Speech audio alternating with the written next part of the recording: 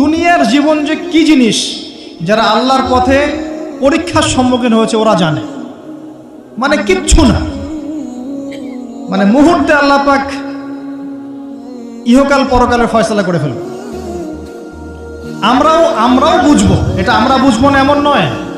Young ছেলে রাস্তায় যাচ্ছে, বাইক নিয়ে খুব দাবরানি দিচ্ছে, আছে না, হঠাৎ অ্যাক্সিডেন্ট, ডেড, স্পট ডেড। এটা দুনিয়ার জীবনটা।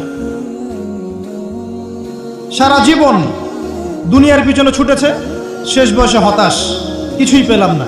পাবে না, কারণ আল্লাহর পথে না চললে শেষ বয়সে গিয়েও কিছু পাবেন না। যন্ত্রণা, হতাশা, গ্লানি ছাড়া। তখন দেখবেন আত্মহত্যা করে শেষ, ডেড।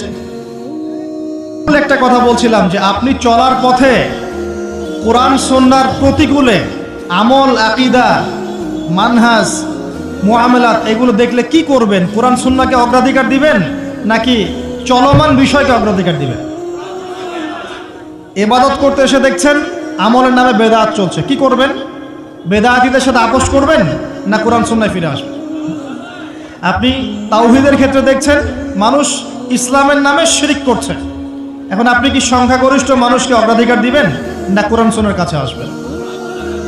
অর্থনৈতিক জীবনে গিয়ে দেখছেন মানুষ বেশিরভাগই হারাম রিজিক খাচ্ছে। এখন আমি যদি বলি যে দুনিয়ার জীবনে টিকে থাকতে হলে আমাকে এগুলোতে গায়ে আপোষ করে চলতেই হচ্ছে, তাহলে কিন্তু কোশ্চিনকালেও কোরআন সুন্নাহকে প্রাধান্য দেয়া হলো না। তখন আপনি কি করবেন? পরিবার চালাতে গিয়ে দেখছেন যে পরিবারের বেশিরভাগ লোক আপনার কথা শোনে না। আপনি কোরআন এবং সুন্নাহকে দিয়ে পরিবার চালাতে চান, তারা পশ্চিমা সংস্কৃতি দিয়ে পরিবার চালাতে চায়, হিন্দি সিরিয়াল দিয়ে, গান বাজনা, ডুগি তবলা এগুলো দিয়ে। বেনামাজি, নামাজ রোজার খবর নাই, তালিম নাই, ইসলামিক নৈতিকতা নাই, কিচ্ছু নাই, জীবনের কোনো উদ্দেশ্যই নাই। এরকম পরিবার নিয়ে আপনি চলছেন, কি করবেন? কাকে প্রাধান্য দিবেন? খুব ডিফিকাল্ট প্রশ্নগুলো কিন্তু, এবং এগুলো প্র্যাকটিক্যাল, এগুলো হচ্ছে এখন। চাকরি খুঁজতে গেছেন, আপনি দেখছেন যে ঘুষ না দিলে চাকরি পাচ্ছেন না, কি করবেন আপনি তখন? পড়াশোনা করতে গেছেন, ছেলে মেয়ের ফ্রি মিক্সিং, জেনা ছাড়া পড়াশোনাই করতে পারছেন না, কি করবেন তখন? ইউনিভার্সিটিতে গেছেন, ইউনিভার্সিটির পরিবেশগুলো দেখছেন, ইসলাম কোথায় আর ইউনিভার্সিটি কোথায়, কি করবেন আপনি তখন? প্রত্যেকটা জায়গায় আপনাকে সিদ্ধান্ত নিতে হবে যে আমি প্রতিটা জায়গায় কোরআন এবং সুন্নাহর সাথে আপোষ করব নাকি চলমান এই জাহিলিয়াতের সাথে আপোষ করব, কোনটা করব?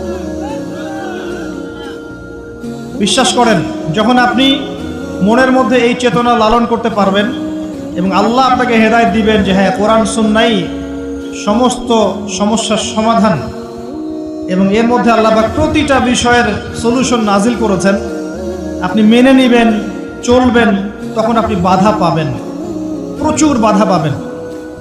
প্রথম বাধা পাবেন আপনার পরিবার থেকে, এরপরে বাধা পাবেন আপনার সমাজ থেকে, বাধা পাবেন ধর্ম নেতাদের থেকেও, পরবর্তীতে বাধা পাবেন ফেরাউন, নমরুদদের থেকে।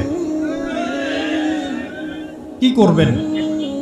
ডিসিশনগুলো খুব ইম্পর্টেন্ট, কারণ মনে রাখবেন কবরে 3টা প্রশ্ন হবে। মান রব্বুক, সেই উত্তর দিতে পারবে যে পৃথিবীতে আল্লাহর সাথে শিরক করে নাই। সিম্পল, যে তাওহীদের উপর ছিল, শিরক করেনি, উত্তর দিতে পারবে ইনশাআল্লাহ রব্বি আল্লাহ। পৃথিবীতে যে আল্লাহর সাথে শিরক করেছে সে কোশ্চিনকালে উত্তর দিতে পারবে না। শিরক করে মারা গেছে, তওবা করে নাই, উত্তর দিতে পারবে না ইনশাআল্লাহ।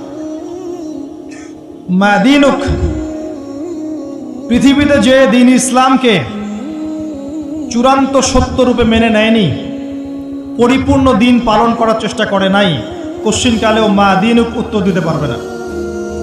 ইসলামকে ঠাট্টা বিদ্রুপের ছলে হাসি তামাশা গ্রহণ করেছে, সে কখনো উত্তর দিতে পারবে না। মান নবিয়ুক, পৃথিবীতে যে ব্যক্তি নবী সাল্লাল্লাহু আলাইহি ওয়াসাল্লামের সুন্নাহ মেনে চলেনি, জীবনে চলার পথে নবীর সুন্নাহকে পরোয়া করে নাই, অন্যের আদর্শ গ্রহণ করেছে, সে কোশ্চিনকালেও মান নবিয়ুক উত্তর দিতে পারবে না। কারা পারবে তাহলে? 1 নম্বর তাওহীদপন্থীরা পারবে, 2 নম্বর যারা পরিপূর্ণরূপে ইসলাম পালন করেছে এরা পারবে, 3 নম্বর যারা মুহাম্মদ সাল্লাল্লাহু আলাইহি ওয়াসাল্লামের সুন্নাহর উপর টিকে ছিল এরা পারবে।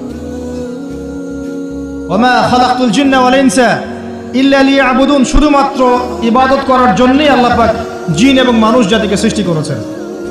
আপনাকে আল্লাহ পাক এই হায়াতটা দিয়েছেন। এখন বাকি সময়টা চিন্তা করেন, আগামী 30-40 বছর কিভাবে কাটাতে চান? দুনিয়ার জন্য বাঁচবেন না আল্লাহর জন্য বাঁচবেন?